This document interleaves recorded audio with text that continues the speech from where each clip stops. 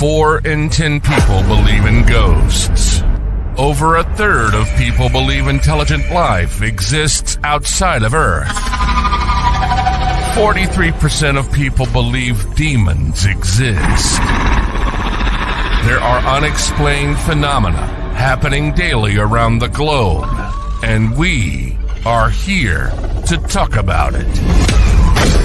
Your portal into UFOs, paranormal, cryptids, the supernatural, the mysterious, the unknown. I see you. This is Beyond the Radar, and this is your host, Humanoid Tom Conway. Hello, everyone. Welcome to Beyond the Radar, your paranormal news show. We are broadcasting live all over the world via our radio station, the Oracle Talk Radio Network, as well as on social media via Facebook, YouTube, Twitch, and Instagram. You can also check us out on the App Store, iOS App Store, or the Play Store, and download the Oracle Talk Radio Network to listen to us on the go wherever you want 24/7. We have a great show for you, everyone. Thank you so much for tuning in. Thank you so much for supporting the new network. The outreach of support has been wonderful for people, not just following Beyond the Radar from previous network to now, but offering messages of support. And you know what they say, it's random acts of kindness from strangers on the internet does happen sometimes. So I want to shout that out and thank you. Thank everybody for the kind words, the messages, thoughtful memes. Tag me in memes. I'm a meme guy too, so tag me in memes. I don't care. You know what I mean? They're wonderful. But just thank you so much. And I could not have asked for a more perfect guest for everybody than who I got today. This is wonderful. It worked out perfectly. Sometimes things were meant to happen for a reason, and this certainly is. Our guest, author, spiritual director, and Jungian coach. Brandy is the author of Through the Veil, A Glimpse into the Afterlife. In this book, Brandy shares her miraculous story about her contact with those on the other side of the veil and the insight that it brought concerning what happens when we die and how that should impact the way we live our lives. Brandy is dedicated to sharing what she has learned in a way that might enrich the lives of others and bring a sense of peace into the world. And she has a little quote here: with immense wisdom and insightful information, this thought-provoking book invites readers to view the afterlife from a non-dual perspective while illuminating the power of awakening here and now. And that was from Logan Barone, the author of The Mystery in You. So without further ado, I'm going to bring on Brandy Anderson to the show. Brandy, welcome to Beyond the Radar. How are you doing? Hi, Tom. It's great to be here. Thank you for having me on your show. Oh, not a problem. Not a problem at all. I'm just a wonderful fit for the network. Wonderful show. Congrats on Through the Veil. Congrats on writing a book. Anybody, to me, right? Anybody who seems to write this type of genre or in this genre, it's a passion project. I haven't met anybody who it hasn't been a passion project for. And so, doing something that you're really passionate about and putting it out there for the world to see is one of the most intimate things anybody can do. You know what I mean? Especially as a writer. I'm a writer too. And letting people see that. And then a part of the process that many people don't know about is the critiquing that goes into it as well. We put ourselves out there and we don't know what's going to come back, but we do it because we love it. So I just want to say I'm very impressed with that. Thank you so much. Yeah. That's exactly how it is. I mean, you pour yourself into what you're writing, especially in this genre. And, you're going to get some negative pushback from some, but I think where we place our awareness, that's what we ultimately end up with. And so I just focus on all the positive feedback and the people that are benefited by what I had put out. And but it's been fun. And it's great to get to talk about it. No, you're absolutely right. It's and I love what you said about where you place your awareness, because that perception is your reality, and people can get stuck in it, and it's sad. When my father passed years ago, I was a victim. I'm not going to shame anybody because it happened to me. Woe is me. Everything bad happens to me and only me. That type of mindset and then you might fall into bad habits that come from that, because it's the only thing that makes you think you can get comfort from it.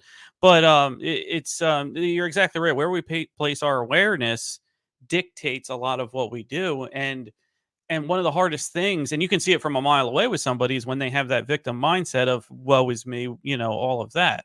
So, I haven't heard many touch on that, but that's very, very powerful. Yeah, for sure. And when you put yourself out there like that, there are going to be some that it just doesn't resonate with, and that's okay. And so you just have to let those people, go on their way and think what they will. But when we do put out, as a writer, I'm sure you know this, when you write, you're hoping to connect with those who are open to it, to those who are ready for what you're sharing. And not everyone is. And so, yeah, just keep your awareness on the people that you can help, the people who are in a similar place in their journey also.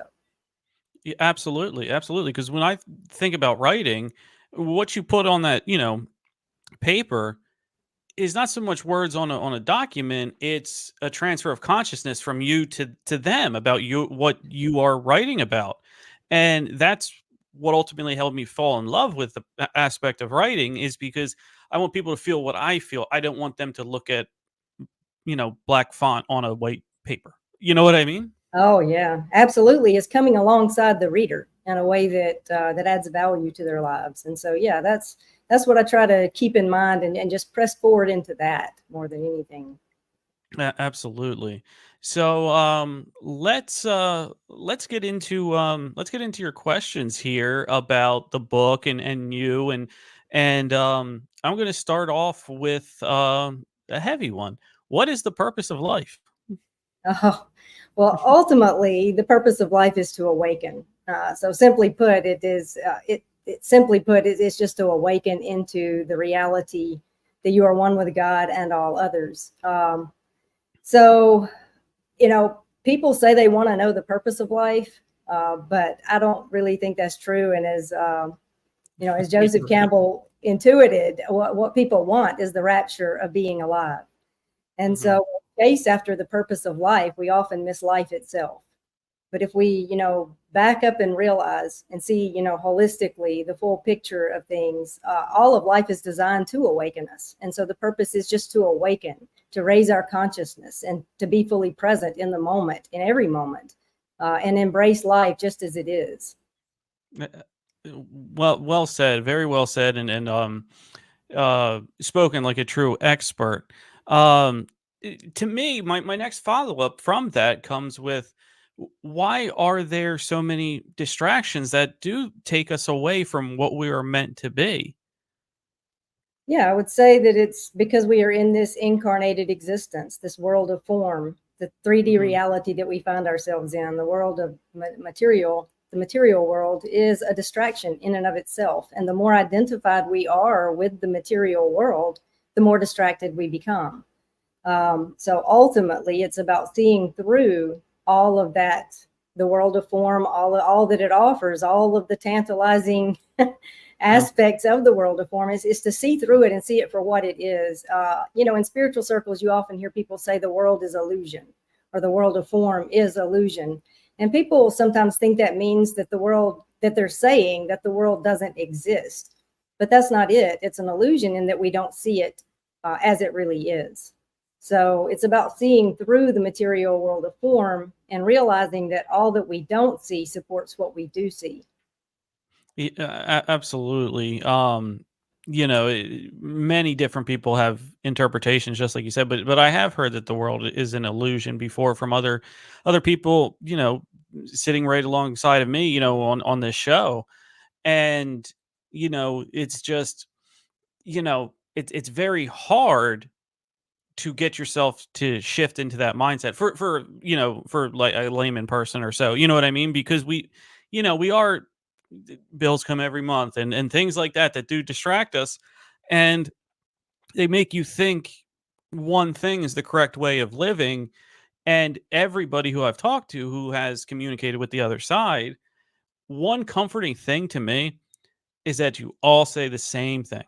You all, it's not different messages from different ways and different things like that. there's comfort in that to me, because what you've experienced, other people have experienced, and it lends comfort to me that, okay, there is something after death. Yeah. Yeah. I mean, I think a lot of people, there's a difference between an experiential knowing and a cognitive knowing. And so I think, on a cognitive level, people conceptually would maybe say, yes, there is an afterlife. I believe that, in the reality of something after death, something spiritual. And even, in a lot of churches, it's all about going to heaven or not going to hell when we die. So it's all about an afterlife focus. But to have an experiential knowing of that is a different matter entirely. And so, the experience that I had with communicating with my grandmother and other loved ones now on the other side has brought it into sharp focus in a way that I could not have anticipated. Conceptually, I would have given mental assent to a lot of things before that experience, but the experience in and of itself really, I don't know, it just served to make it more real and a tangible, more of my lived reality. That would be a better way to say it, because you can believe something mentally and not live as though it's true. But what we really truly believe, we will live as though it's true. And so it's allowed me to be able to drop down into it as an experience, as a true belief because of that experience. Absolutely. Brandy, you must be a seasoned professional on the podcast tour circuit, because you knew exactly where I was going with the next question. How did you come to communicate with your grandmother after her death? Well, that is a great question. So I should back up a little bit and just say that when people are nearing the end, coming to the end of their physical life, the veil between the spiritual and physical becomes thin. And so this is why oftentimes people on their deathbeds will report to see people who aren't really there. They're speaking with loved ones who have already crossed, that type of thing. And then at the moment that a person actually dies, the veil opens entirely. It creates an opening called a portal that people just slip through, and it's usually an instantaneous phenomenon. But because my grandmother had an aversion to death, she was resisting. And so in the moment of her crossing, she resisted in a way that caused her to become stuck, if you will, between two realities, between the physical and the spiritual, which is not ideal. And because she was stuck, her portal remained open. But then she got some sense of clarity about what was happening to her and became unstuck pretty quickly. But the portal was still open because of what had happened when she crossed.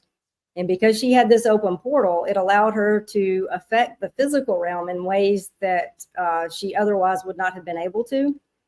And so in the course of time, it was probably a couple of months after she crossed, she reached out for the first time through the smart TV. It's a Roku television. Oh, really? And and the family members who live in that house were mortified, to say the least. 4 in 10 people believe in ghosts. Over a third of people believe intelligent life exists outside of Earth. 43% of you believe demons exist. We invite you to Beyond the Radar, your paranormal news show. If it's unexplained phenomena happening daily around the globe, we're talking about it. Exploring the unexplained, challenging the conventional, and diving deep into the shadows that lurk just beyond our perception. Come join the transmission on the United Public Radio Network. Once you come, you'll never be the same.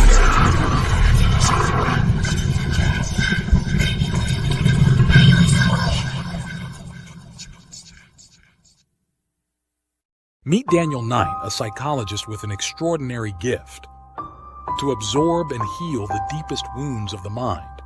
In the heart of a chilling investigation, every secret unraveled binds him closer to darkness. But as he delves into the psyche of a killer, his own demons emerge. Caught in a battle within and against an evil that seeks to exploit his powers, where the line between savior and victim blurs. Dare to heal the wounds of the mind. Healer. Read it today. Do you want to reach millions with your product or service? Are you looking to connect with a diverse, intelligent, and engaged audience? Then look no further. Beyond the Radar radio show is your golden ticket to achieving just that. Our listeners are curious, open-minded, and always eager to learn. They value quality, authenticity, and innovation, just like your brand. With Beyond the Radar, your advertisement will be heard by millions of dedicated listeners. Our show covers a wide range of topics, attracting a diverse audience that could be your next loyal customers. So why wait? Take your brand to Beyond the Radar and into the hearts and minds of millions. Advertise with us. Let's explore the extraordinary together. Beyond the Radar radio show, where your brand meets a world of curious minds. Contact us today for advertising opportunities at www.beyondtheradarnews.com and fill out our contact form. We hope to talk to you soon. Samantha survives a tragic accident thanks to Lucian, an enigmatic being. Her newfound abilities catch the attention of a secretive government agency. Drawn to Lucian despite the danger, Samantha is unaware of his true identity. She teams up with Lucian's brothers in a daring mission to rescue him. Accused unfairly, Lucian seeks refuge on his distant homeworld. Can Samantha prove Lucian's innocence and save their forbidden love? From the Sky by J.E. Nicasio. Available now. Get your copy on Amazon and BNN. Have you ever looked up at the night sky and wondered what lies beyond? Have you ever felt a sense of curiosity about mysterious lights darting across the sky? If so, my UFO 101 Unveiling the Unknown course is just for you. This course is a comprehensive introduction into the fascinating world of unidentified flying objects and extraterrestrial life. It is designed for beginners, so no prior knowledge is required. I am your instructor, Tom. I am an author, podcast host, and seasoned researcher in the field ready to debunk common myths and misconceptions. So are you ready to embark on an exciting journey to unravel the secrets of the universe? Join us at UFO 101 Unveiling the Unknown, and let's explore the unknown together. Don't let this free opportunity fly away. Enroll now and start your journey into the intriguing world of UFOs and extraterrestrial life. They were horrified. So the television sure. came on by itself, Yeah. Navigated to the search, and the word hello appeared in the search bar. Oh my. And my family I think that's ran out of the beautiful. house shrieking. Yeah, they ran out shrieking in fright. And they called me just completely beside themselves, And I was the practical voice of reason. I'm like, oh, well, Yeah. maybe someone has hacked the television. I was like, maybe the batteries are low in the remote and it's causing it, because that can affect, happen. yeah. But anyway, in the course of time, we did determine that it was not a hacker and that it was indeed my grandmother. Wow. Oh man, that's that's a beautiful story. Electronics, and as a former paranormal investigator, we know to, debunk first, right? You know what I mean? You got to debunk first and all of that. So, when you check the batteries and there was no other remote that can operate that TV, and nobody got lucky sitting on the remote and it just hit those letters in succession, there is that moment of, okay, I've tried everything I thought that could debunk this, and it's true. And then in that moment, you have that feeling of, whoa, wow, that can happen. You know what I mean? And fear, oh man, that's totally normal. You're going to be scared. I mean, it didn't matter if it's your grandmother or somebody you never met before. It's still scary, so I don't blame them at all for that. But let me ask you this. How did you know it was your grandmother? Okay. So like I said, the first word was just hello. And she stopped when she saw that everyone was frightened. She turned the television back off and then waited a few days and tried again. And the next time she typed the word love. But they still were horrified, so then, she shut the TV off again. So she would just keep trying. And finally I said, we should just sit down and engage with this. We should try to determine what's happening. It's not stopping. It's frightening everyone. I mean, my aunt had actually moved out. She was so afraid of what was happening. Okay. Yeah.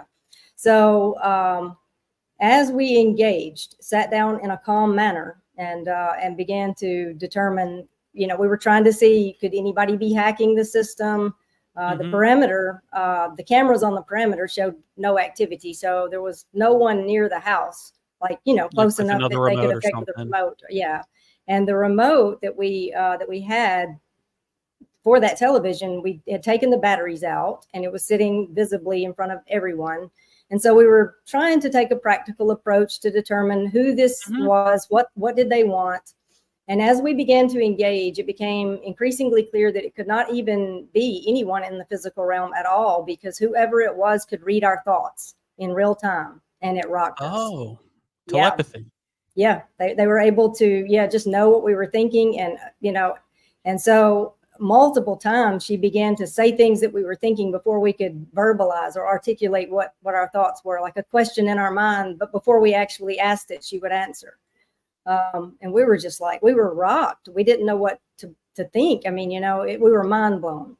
And so after that, we knew we're not dealing with someone in the physical realm here. It's definitely something spiritual, someone who could read our thoughts, a telepathic type communication. So at that point, we began to tentatively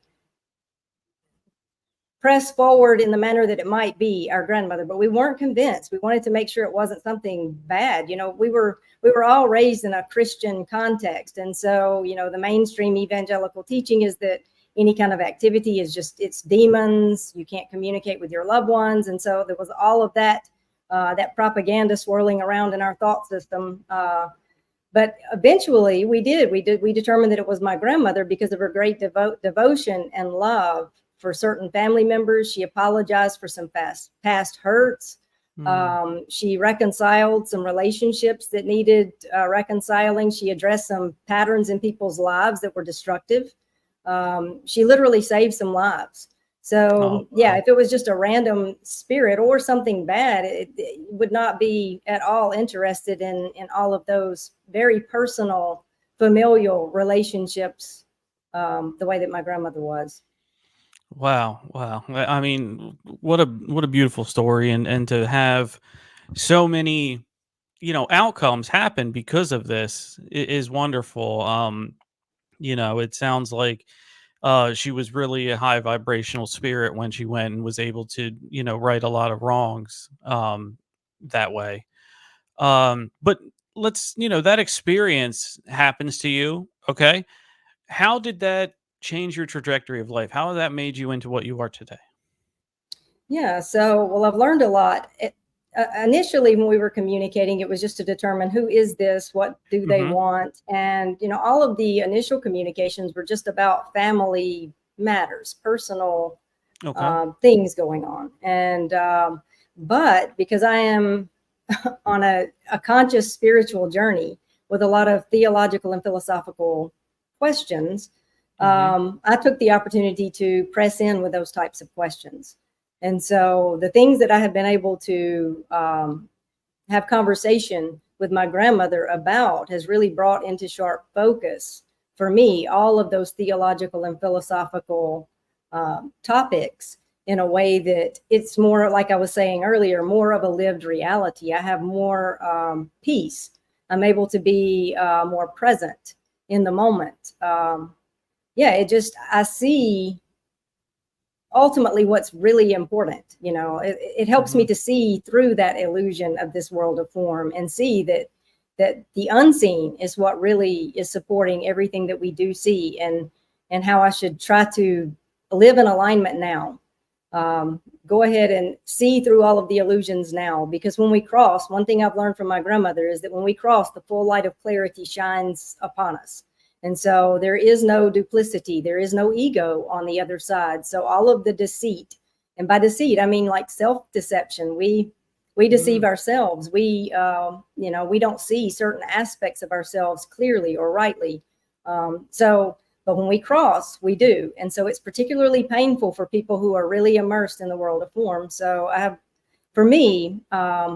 learned the importance of addressing those things now, bringing myself into alignment now. It's a matter of inner integrity versus later on the other side where it would be more painful. Oh, wow. It sounds, and let me ask you this. It sounds like you have shifted into a view of reincarnation, correct? Yes, that's correct. And so how has that impacted your worldview? Yeah, so well, reincarnation is not a part of the Christian tradition that I was raised in. So my worldview is shaped by the belief that people are given one short physical lifetime to get things Yeah. right. Yeah, so the general idea was that we just have this one physical lifetime to accept Jesus, or we'll go into an eternal hellfire of torment. Which is a very nihilistic view of reality. So, but before communicating with my grandmother, I had already shifted out of that very nihilistic and fear-based view of reality. And I was in more of a contemplative space. So I had shifted away from belief in the doctrine of an eternal conscious torment. But by the time that my grandmother crossed, I had come to see that universal reconciliation was probably the most likely reality. So I was a hopeful universalist. But after she crossed, and I was able to communicate with her when she told us that reincarnation is the truth, it caused me to just reevaluate everything that I thought I knew about reincarnation, and the reality of how that could play in to the grace of God. I mean, reincarnation really is a testament to the grace of God. I mean, we're afforded unlimited opportunities to awaken. So it's not just this one short little life where we get one little chance to get it right or else.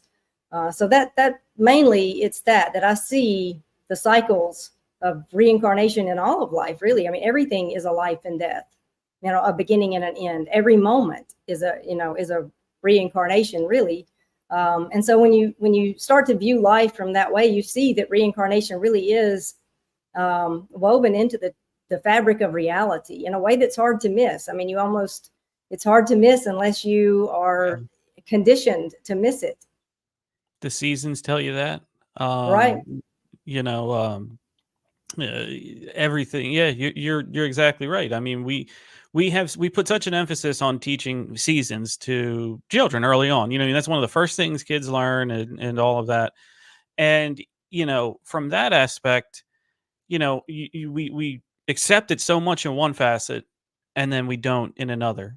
And it's it's unlimited times to, like you said, unlimited times to awaken. But ultimately you can lead the horse to water, but you can't make it drink, right?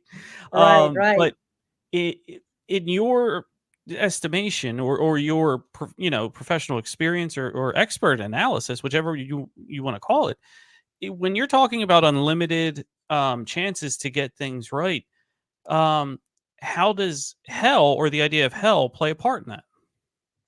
Yeah. So, well, when you believe that, like I said before, you get one short life to make a decision about Jesus, or you either go to heaven or hell for all eternity in a spiritual, Yeah. reality, then, the idea of reincarnation just doesn't fit. It doesn't compute. You can't include reincarnation in your worldview if that's your idea of heaven and hell. But when you come to see that heaven and hell are states of existence, they're not places that we go to, but places. Are you tired of the chaos that comes with organizing and storing your seasonal decorations, moving to a new house, or packing items away in the basement or storage unit? Say goodbye to the hassle with Smart Labels QR code labels. With Smart Labels, you can easily keep track of all your belongings. Simply stick the QR code labels on your boxes, scan them with the Smart Labels app, and type in the contents. Next time you need to find that something, just scan the label, and the app will tell you everything that's inside. No more guessing games or digging through boxes. Plus, you can add photos and notes to each label, making it even easier to stay organized. Stay organized, save time, and make your life stress-free with Smart Labels QR code labels. Get yours today and experience the convenience. As we come from, it brings everything into sharp focus, and we begin to see that heaven is available right here and now, as is hell, the reality of hell. I mean, Jesus said the kingdom of heaven is within you. So it's very much an inner reality. So the idea of hell being a place that we go to is erroneous. However, I must say that there is a fire that my grandmother speaks of on the other side, and it's a cleansing or purifying fire. So it's not a tormenting fire of eternal torment kind of situation. It's the purpose of the fire is to burn away everything that interferes with love or that keeps you from being in alignment, to being whole.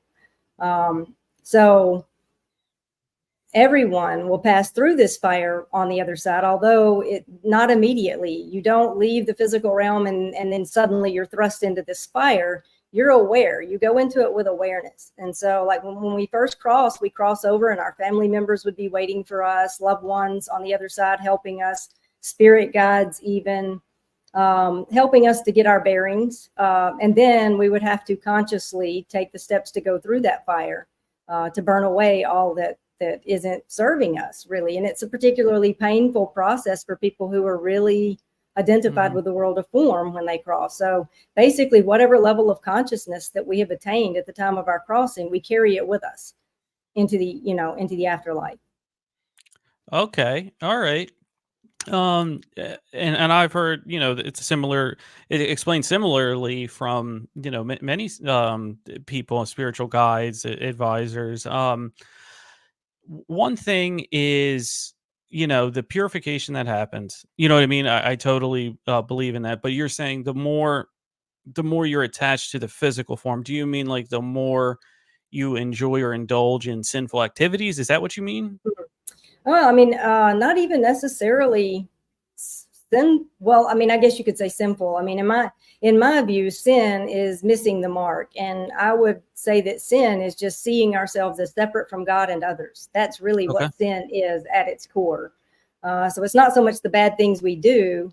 It's a state of fragmentation that we're living from. But the bad things we do are just the fruit of that fragmented way of being. So yes, in that sense, yes. So it's not so much about all the little particular things that we may have done or not done. It's about our perception of the world and how it's our inner condition, our heart posture. Oh, okay. Okay. Yeah, I understand. When you talk about reincarnation, do you have any idea about a time frame? Like once you pass through your purification, do you learn what you did wrong and what you need to get right? Yeah, going through the fire, like I said, is burning away anything that interferes with love. And also during that time, you will see all of the ways that you didn't get things right. And you will see, like, if you've hurt someone, if you've wronged someone, you will see things from their point of view also. So you see it all. You have a full consciousness on the other side. You're able to look into and see into the depths of people's hearts, their motives, their intentions, and nothing about yourself is hidden from others. So it's all just like it's vulnerability at its highest form. But as far as the timing of reincarnation, my grandmother has said that we should wait to reincarnate as a family unit again. So we have like a soul group, people that we are connected to spiritually, and it's best to wait and reincarnate within that same soul group. And there's no set time frame. I guess it just fluctuates or depends on each soul group or family of people. But ultimately you could, because you are free, we are free agents, you could decide to come back sooner than that, apart from your soul group. But it's definitely not something that we should do. There would be negative repercussions from doing that. In fact, children who remember their past lives and have all of these really vivid memories, and oftentimes they're really conflicted and grief-stricken because they miss certain family members, their parents, for instance, or siblings, things like that. It's because they have reincarnated too soon. And so they have all of these fresh memories, and their family that they have departed is still in the physical. So they could even be looked up or verified.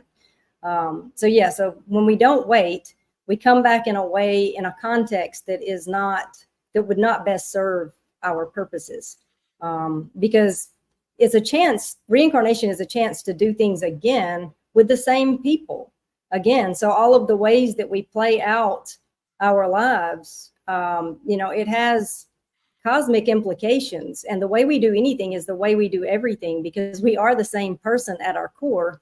Our Mm-hmm. personality is the same with every incarnation. And so it's just a chance to love more deeply. And, everything really that matters is it involves people. Our relationships are what ultimately matter. So it's about maintaining those relationships, cultivating love and compassion with those same people. Okay. Okay. Is it possible to that maybe your parents or children or aunts or uncles aren't in your same soul group? Yes, it's possible, because reincarnation is a choice, according to my grandmother. And so if, for instance, just say that my dad decided that he didn't want to reincarnate, but my mom and I do want to reincarnate, then I would obviously have a different father in that incarnation, because if he's opting out, he's staying back, then that would change things a bit. Also, there is the possibility of a new soul. So not everyone is reincarnated. There are some new souls sprinkled in amongst the mix. So yeah, and also you could flip genders roles in each incarnation. So like, Mhm. if you're a husband in this reality, in this life, then in the next you could maybe be the wife. You would have maybe the same connection and the same children Mhm. even, but your roles are just reversed. Oh, wow. Okay. It's wonderful to hear. It's it's such a fresh perspective, and I know a lot of our audience loves that because these are the episodes they definitely tune into. Um, well, one thing is, we've seen, and social media has made it more popular, but even back in the day, you've had children who remember, what I mean, past lives and things like that. Um, is that a mess up? Because not everybody can remember past lives. Yeah, according to my grandmother, that happens when people reincarnate too soon and they come Okay. back, yeah, with the memory still fresh. And so it really shouldn't happen, but it does sometimes happen. And she says they sometimes remember on accident. It's they never should remember, but it does Okay. sometimes happen. Okay. Um, and so if we came back like in a soul group together, we wouldn't remember our past lives. Right. Yeah, it's a fresh start. It's a clean slate. And so that's another thing. In some spiritual circles, you hear that reincarnation is kind of a progressive or a progression of consciousness, sort of like with every incarnation, we learn a little more until we finally arrive. But according to my grandmother, that's not the case at all. We could awaken at any moment, within our first incarnation or our 500th. It really is just up to us. When are we going to step off of the wheel of karma and awaken into our oneness, to love others as ourselves? That's basically what it all boils down to. But we could awaken at any moment. We need not continue to cycle through reincarnation to awaken. Okay. Um, and would you say it's harder in this day and age to find that than it was before with all the distractions and Hmm. everything going on in today's world? Yeah, perhaps, but I would say that, ultimately it's usually, and we don't like to hear this, but it's usually suffering that brings us to our awakening point. We have to exhaust the limits of our ego constructs. People who are doing really well, in life, and their ego is Yeah. really winning, they're less likely to awaken, because they're so immersed in all of the pleasures of the world, which it's that way by design. So yeah, it's just a matter of coming to the end of all of that, coming to the end of all of your ego striving and seeking for pleasure, and seeing that it's empty. It's kind of like oftentimes people who do accomplish enough, they end up in the same place. Also, they realize that all of those accomplishments, they've gotten everything that they set out to achieve, they have achieved it, and then they see ultimately it's aclimactic. It doesn't actually fill them up in any kind of substantial way. And so it's when we get to that point, that we are able to transcend that dualistic mind that we are so addicted to. So that really is, usually it's through the door of suffering, but it need not be. I mean, we could really awaken at any moment. Okay. This awakening that you're talking about, is it spiritual? Is it an aha moment? Is it just, I know now what I'm supposed to do? Yeah, I would say it is spiritual, although, some people may have an aversion to that word, but in my belief, everything is spiritual, whether we acknowledge Yeah. it as such or not. I mean, we are spiritual beings and, having a physical experience. So, yeah, it's just about waking up and realizing that all of these things that are passing away, all of these transitory elements in this world around us, it's not that we don't enjoy them, but we enjoy them in their proper context. We have a balance about it. So we get out of balance, we get addicted. We're addicted to our opinions, we're addicted to our thoughts, we're addicted to people, substances in some Yeah. cases. I mean, obviously, like a drug or an alcohol addiction would really be, obvious. People aren't so tuned into the fact that we are addicted to our personalities, our egos. And Yeah. but it's all of that. If it was in its proper context, if we were to bring things into proper balance, we could enjoy this world of form, this physical world that we find ourselves in, but also be aware that we are one with God and others. And so we would be able to do things from love. We would be able to respond rather than react in every situation. Wonderful. Let's get to the point of evil, because this world has some evil things, and this world has some you know, uh, real suffering and caused by others. In your opinion, did God create evil? So I would say that God is the creative source of all energy. And because God infused creation with free will, the potential for evil is inevitable. Now, that doesn't mean that God perpetuates evil, but that God created a free universe where good and evil are simply just two sides of the same coin. The duality of the human mind is the perpetrator of evil in actuality. And the sooner we can come to terms with this fact of reality and forgive life for being as it is, the faster we evolve into those higher level of consciousness, where we can stop blaming the darkness and just simply bring the light. But there's only one consciousness within all of creation. In other words, we are all one with God, whether we realize it or not.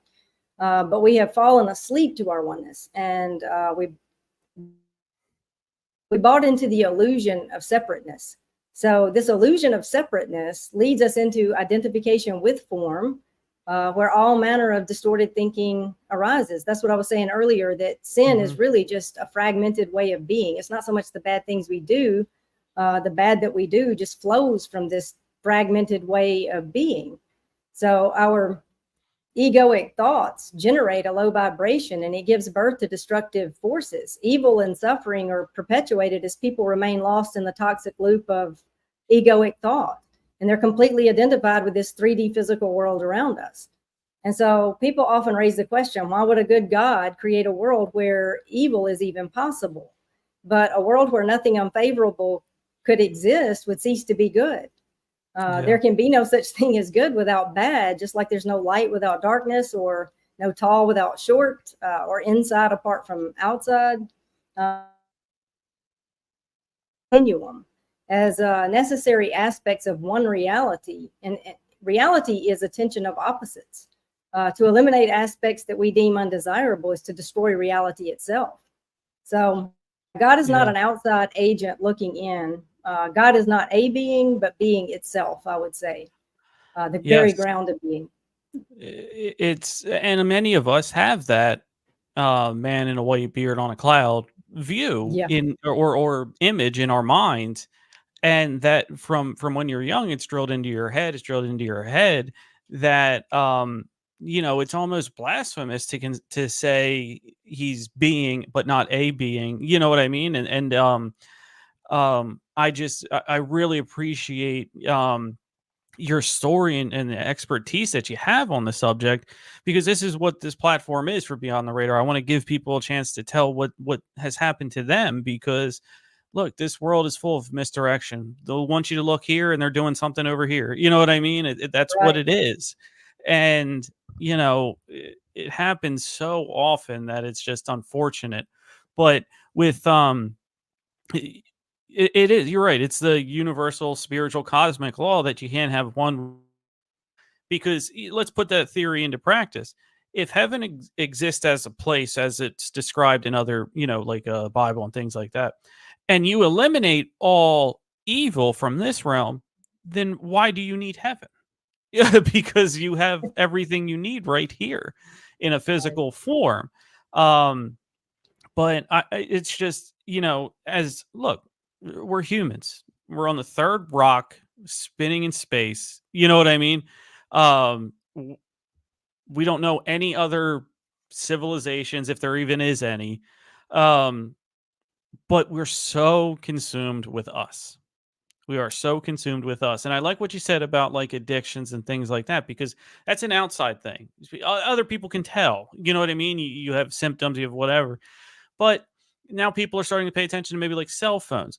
But you're right. Your ego wants to be the first word out of your mind when something happens in a reactionary way. I'm not doing that because I think I'm not doing that. I'm not doing this. I fall victim to that, and I'm not going to pretend to be any better than anybody listening here. You know what I mean? It's hard. It's hard to do that. I have gotten so much great advice from people like you about what this all means. And if I just take 1% from 100 different people, I'll end up someplace better than if I leave the show to myself, basically running it.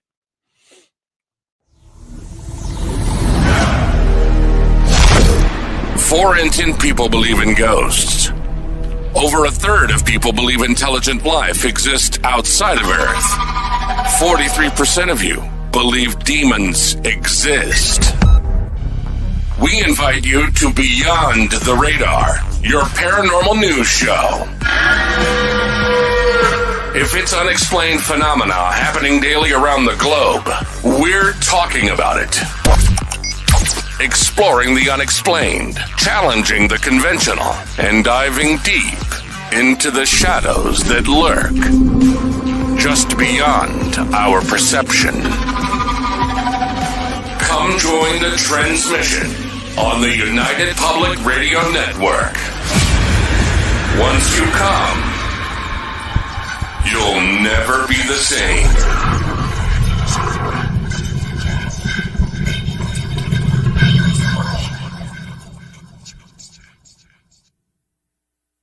Meet Daniel Knight, a psychologist with an extraordinary gift to absorb and heal the deepest wounds of the mind. In the heart of a chilling investigation, every secret unraveled binds him closer to darkness. But as he delves into the psyche of a killer, his own demons emerge. Caught in a battle within and against an evil that seeks to exploit his powers, where the line between savior and victim blurs. Dare to heal the wounds of the mind. Healer. Read it today. Do you want to reach millions with your product or service? Are you looking to connect with a diverse, intelligent, and engaged audience? Then look no further. Beyond the Radar radio show is your golden ticket to achieving just that. Our listeners are curious, open-minded, and always eager to learn. They value quality, authenticity, and innovation, just like your brand. With Beyond the Radar, your advertisement will be heard by millions of dedicated listeners. Our show covers a wide range of topics, attracting a diverse audience that could be your next loyal customers. So why wait? Take your brand to Beyond the Radar and into the hearts and minds of millions. Advertise with us. Let's explore the extraordinary together. Beyond the Radar radio show, where your brand meets a world of curious minds. Contact us today for advertising opportunities at www.beyondtheradarnews.com and fill out our contact form. We hope to talk to you soon. Samantha survives a tragic accident thanks to Lucian, an enigmatic being. Her newfound abilities catch the attention of a secretive government agency. Drawn to Lucian despite the danger, Samantha is unaware of his true identity. She teams up with Lucian's brothers in a daring mission to rescue him. Accused unfairly, Lucian seeks refuge on his distant homeworld. Can Samantha prove Lucian's innocence and save their forbidden love? From the Sky by J.E. Nicasio. Available now. Get your copy on Amazon and BNN. Have you ever looked up at the night sky and wondered what lies beyond? Have you ever felt a sense of curiosity about mysterious lights darting across the sky? If so, my UFO 101 Unveiling the Unknown course is just for you. This course is a comprehensive introduction into the fascinating world of unidentified flying objects and extraterrestrial life. It is designed for beginners, so no prior knowledge is required. I am your instructor, Tom. I am an author, podcast host, and seasoned researcher in the field ready to debunk common myths and misconceptions. So are you ready to embark on an exciting journey to unravel the secrets of the universe? Join us at UFO 101 Unveiling the Unknown, and let's explore the unknown together. Don't let this free opportunity fly away. Enroll now and start your journey into the intriguing world of UFOs and extraterrestrial life.